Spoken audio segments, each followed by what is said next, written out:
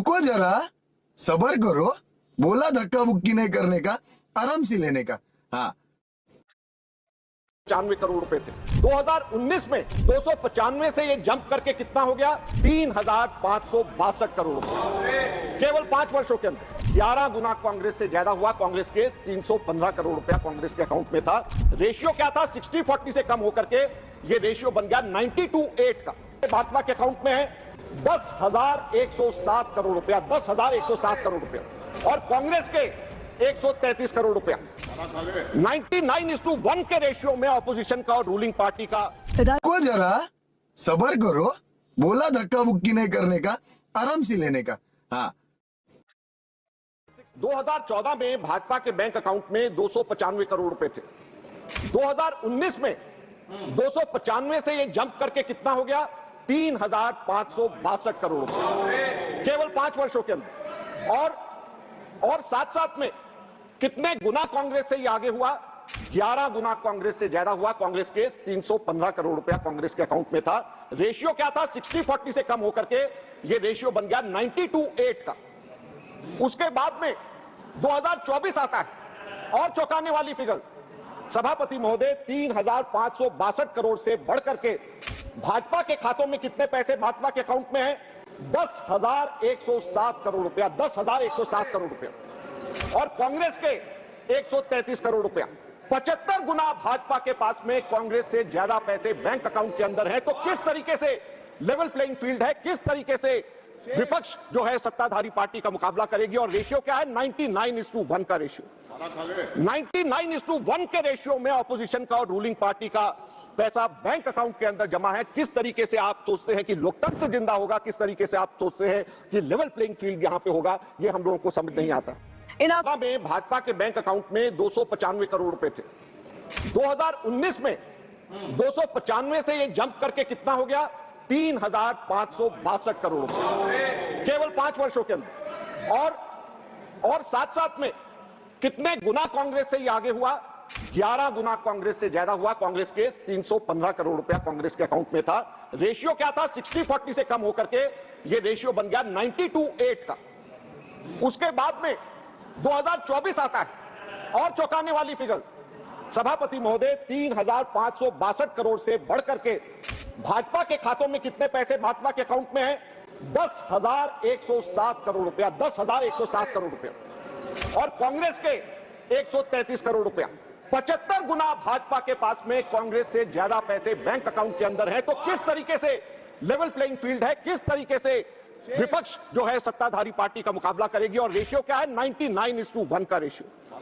99:1 के रेशियो में ऑपोजिशन का और रूलिंग पार्टी का पैसा बैंक अकाउंट के अंदर जमा है। किस तरीके से आप सोचते हैं कि मदर ऑफ डेमोक्रेसी, भारत लोकतंत्र की जननी है।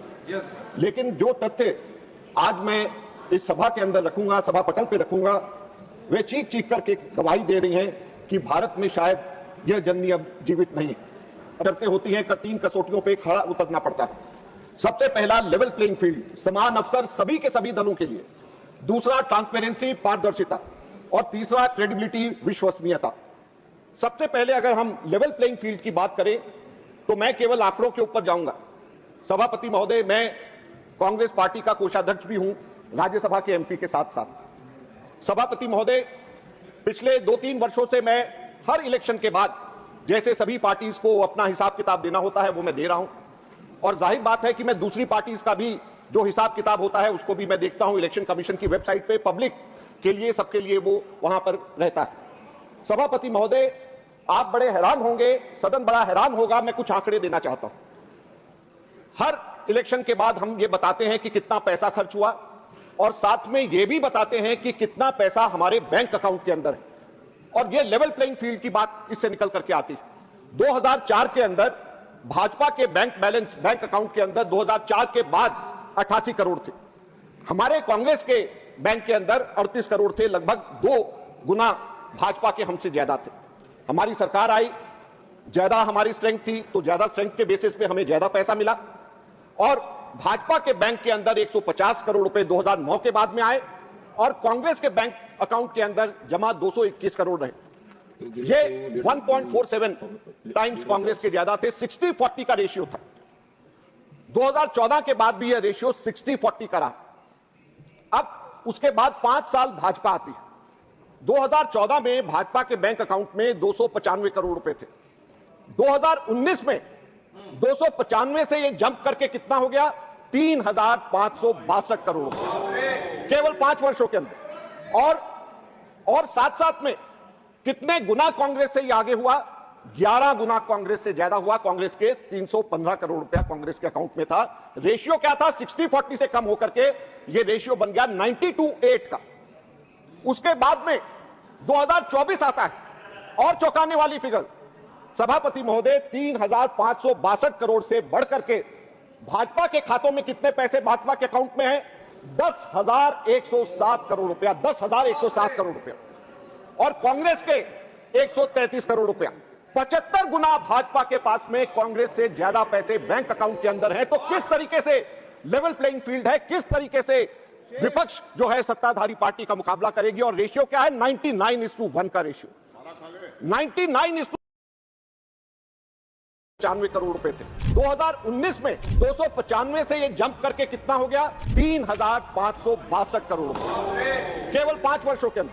11 गुना कांग्रेस से ज्यादा हुआ। कांग्रेस के 315 करोड़ रुपया कांग्रेस के अकाउंट में था। रेशियो क्या था? 60-40 से कम होकर के ये रेशियो बन गया 90-8 का।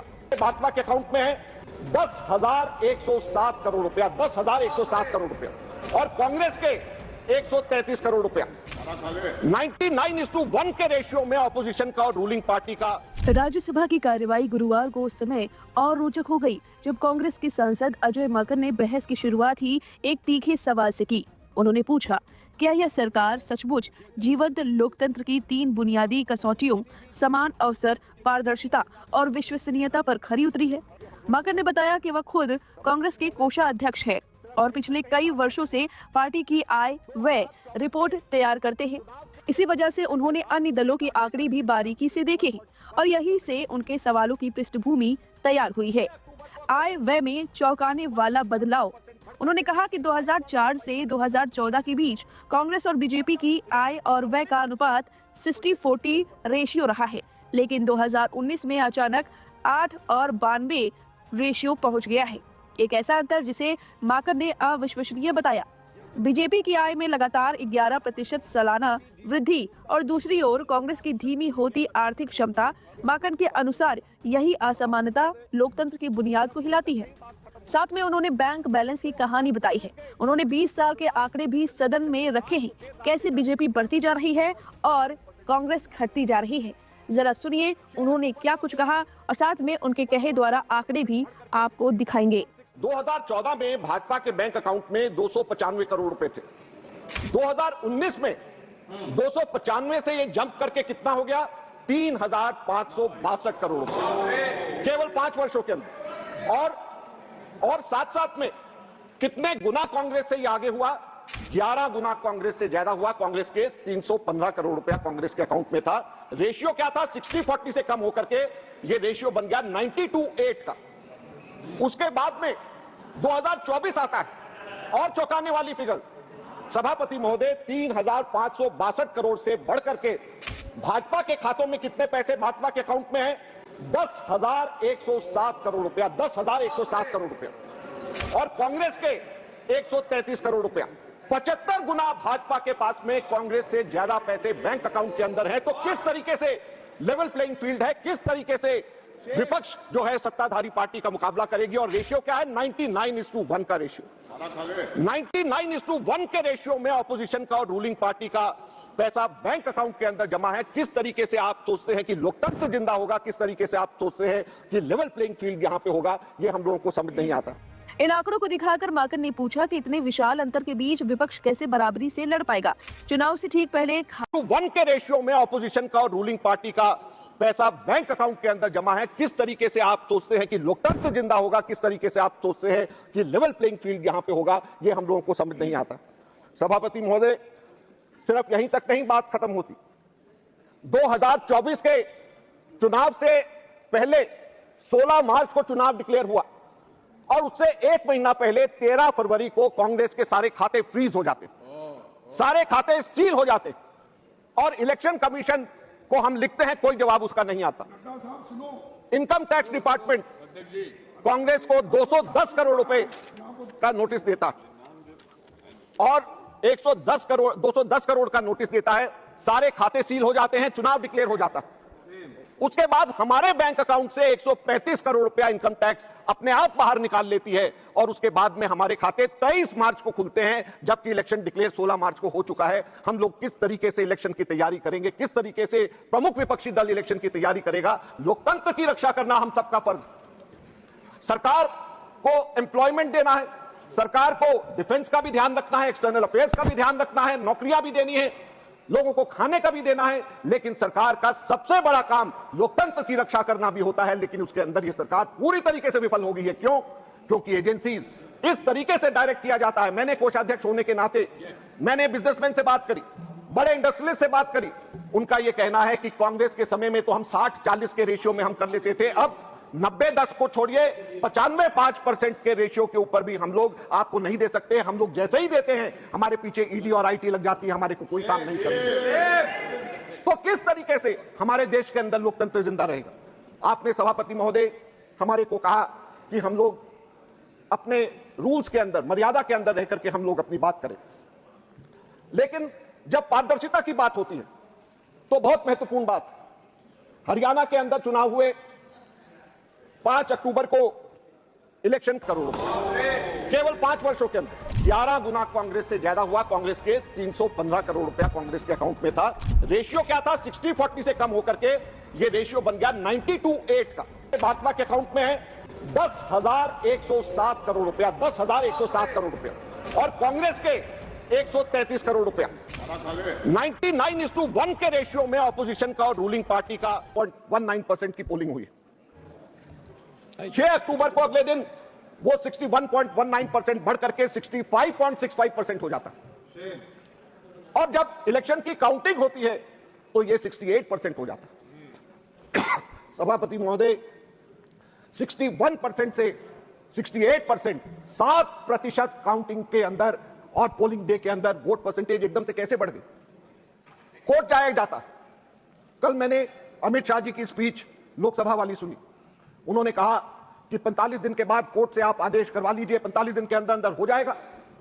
लेकिन इसके अंदर 10 दिसंबर को पंजाब हरियाणा हाई कोर्ट ने आदेश दिया इलेक्शन कमीशन को कि आप सीसी फुटेज सारी की सारी रिलीज करिए, लेकिन 20 दिसंबर को सीसीटीवी फुटेज रिलीज करने की जगह 10 दिन के अंदर अंदर सेंट्रल गवर्नमेंट ने 93(2) का रूल चेंज करके हमेशा के लिए मना कर दिया कि अब ये सीसीटीवी फुटेज हम नहीं दे सकते। तो क्या ये ट्रांसपेरेंसी?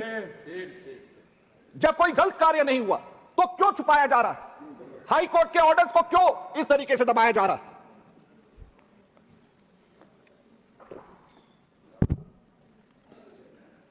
एक साल तक इससे पहले सीसीटीवी फुटेज का रिकॉर्ड रखा जाता था।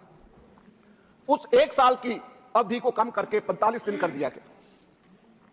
कल अमित शाह जी कह रहे थे कि 45 दिन के अंदर कोई जाकर के इलेक्शन पिटीशन फाइल करे और कोर्ट से आदेश ले आए। हमने तो नहीं रोका, लेकिन इसके अंदर एक कैच है। इलेक्शन पिटीशन मेरे भी खिलाफ 2 बार हुए हैं, मैंने भी 1 बार खिलाफ में डाला है। 45 दिन का डेडलाइन इलेक्शन पिटीशन फाइल करने का होता है, और 99.9% टाइम्स पे टेक्निकल ग्राउंड्स के ऊपर इलेक्शन पिटीशन के ऊपर ऑब्जेक्शन लगता है, और जैसे ही टेक्निकल ग्राउंड्स के ऊपर ऑब्जेक्शन लगता है कई साल ये इलेक्शन पिटीशन चला जाता है, और 45 दिन की बात छोड़िए, 1 साल के अंदर भी उसका फैसला नहीं हो सकता, और वो डायरेक्शंस हाई कोर्ट या दूसरी कोर्ट्स नहीं दे सकती।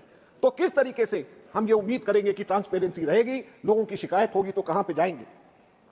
यही नहीं, दूसरा एक उदाहरण कर्नाटक के अलंग का मैं देना चाहूंगा। सभापति महोदय, अलंग विधानसभा के अंदर दिसंबर 2022 से फरवरी 2023 के बीच 6018 मतदाताओं के नाम के हटाने के आवेदन आते। बाद में यह पता चला, जब कंप्लेंट हुई, सीआईडी ने जांच किया कि 5994 आवेदन जाली है। 6018 में से 5994 ये किसके नाम थे? ये दलित और अल्पसंख्यकों के नाम थे। सीआईडी ने जांच शुरू कर दी। चुनाव आयोग से सिर्फ एक छोटी सी जानकारी मांगी कि जिन कंप्यूटर से ये फर्जी फॉर्म भरे गए थे उनका आईपी एड्रेस और पोर्ट नंबर दीजिए। सीआईडी ने 1 बार नहीं, 2 बार नहीं, कई बार इलेक्शन कमीशन को लिखा, लेकिन इलेक्शन कमीशन से कोई जानकारी नहीं आई। बाद में एसआईटी गठित हुई तो यह पता चला 80 रुपए प्रति वोट काटने का धंधा चल रहा था, और चुनाव आयोग पुलिस की मदद करने की बजाय जांच को ब्लॉक कर रहा था। क्या वोट चोरों को बचाना ही अब चुनाव आयोग का काम रह गया? सभापति महोदय, मैं किसी एक व्यक्ति की बात नहीं कर रहा। पूरे के पूरे चुनाव आयोग को अपनी विश्वसनीयता बनानी पड़ेगी, क्रेडिबिलिटी बनानी पड़ेगी। अगर क्रेडिबिलिटी और विश्वसनीयता नहीं अक्षुण्ण रखी जाएगी तो लोकतंत्र खत्म हो जाएगा, लोकतंत्र मर जाएगा। अगर अंपायर ही एक टीम की जर्सी पहन लेगा तो दूसरी टीम क्या करेगी? अंपायर ही अगर मैच फिक्स कर लेगा तो खिलाड़ी क्या करेगा? सुप्रीम कोर्ट ने मार्च 2023 में ऐतिहासिक फैसला दिया कि चुनाव आयुक्तों की नियुक्ति एक निष्पक्ष कमेटी को करनी चाहिए ताकि सत्ताधारी पार्टी के अधीन कार्यपालिका को पूरी शक्ति ना दी जाए। और उन्होंने कहा प्रधानमंत्री, विपक्ष के नेता और चीफ जस्टिस ऑफ इंडिया, ये तीन की कमेटी होनी चाहिए। मार्च 2023 में सुप्रीम कोर्ट ये कहता है और दिसंबर 2023 में कानून बदल करके चीफ जस्टिस को बाहर करके एक और कैबिनेट मिनिस्टर को डाल दिया जाता है। 2.1 से 2:1 से फैसला अगर करना है तो ये पहले से ही फैसला कर दिया जाता है। तो ये मैच फिक्सिंग नहीं है तो क्या है? सभापति महोदय, यही नहीं, कानून बदल करके चुनाव आयुक्तों को किसी भी क्रिमिनल या सिविल एक्शन से टोटल इम्यूनिटी दे दी गई। चाहे वो कितना भी पक्षपात करे, कोई उनके ऊपर उंगली नहीं उठा सकता, कोई उनके ऊपर कानूनी कार्रवाई नहीं कर सकता। मैं आपके माध्यम से पूछना चाहता हूं सभापति महोदय, अगर कोई गलत कार्य नहीं किया तो डर किस बात का? अगर कोई गलत कार्य नहीं किया तो छुपाया क्यों जाता है? ट्रांसपेरेंसी क्यों हो रही है, क्यों रोकी जा रही है? अगर कोई गलत काम नहीं किया जा रहा तो इम्यूनिटी की क्या जरूरत है? आज सबसे बड़ा प्रश्न ये उठता है। SIR के ऊपर पूरे देश की बात है, आपने उसके ऊपर कंडीशंस लगाया है, मैं उसको फॉलो करूंगा। यह बात तो प्रश्न उठता है कि 44 से ज्यादा BLOs ने क्यों आत्महत्या करी? बर्डन ऑफ प्रूफ आज सरकार को अपना जो उसको करना चाहिए उसकी जगह नागरिकों के ऊपर डाल दिया गया। बिहार में आधार कार्ड सुप्रीम कोर्ट ने कहा सबूत होना चाहिए, लेकिन बावजूद उसको नहीं माना गया, सुप्रीम कोर्ट के आदेश को नहीं माना गया। तो सभापति महोदय, इन सब चीजों के ऊपर प्रश्न तो उठते ही हैं। हम लोग बेशक कानून के दायरे में, रूल्स के दायरे में पूछ रहे हैं, लेकिन ये सब प्रश्न तो उठते ही हैं। बिहार के चुनाव हुए, क्या हुआ? जब तेलंगाना में कांग्रेस की सरकार किसानों को मदद देना चाहती थी तो चुनाव आयोग ने आचार संहिता, मॉडल कोड ऑफ कंडक्ट का डंडा चला करके रोक दिया। हिमाचल में हमारी सरकार महिलाओं को 1500 रुपए देना चाहती थी और फॉर्म भर रहे थे तो रोक लगा दिया मॉडल कोड ऑफ कंडक्ट के। बिहार चुनाव के दौरान आचार संहिता लागू होने के बावजूद एनडीए सरकार ने 10,000 रुपया सीधे लाखों महिलाओं के खाते में ट्रांसफर किया। विपक्ष करे तो रेवड़ी और आचार संहिता का उल्लंघन, और अगर पक्ष करे तो वो जन कल्याण। ये दोहरा मापदंड नहीं चलेगा, इसको ठीक करने की जरूरत है, ये मैं कहना चाहता हूं। सभापति महोदय, आज चुनाव आयोग मशीन रीडेबल वोटर्स रोल देने से मना कर रहा। आज चुनाव आयोग IP एड्रेस छिपा रहा है जो लोग वोट चोरी करते हैं। आज चुनाव आयोग 45 दिन के सबूत मिटा रहा है, 45 दिन के अंदर। आज चुनाव आयोग सरकार की कठपुतली बन चुका है। सत्ताधारी दल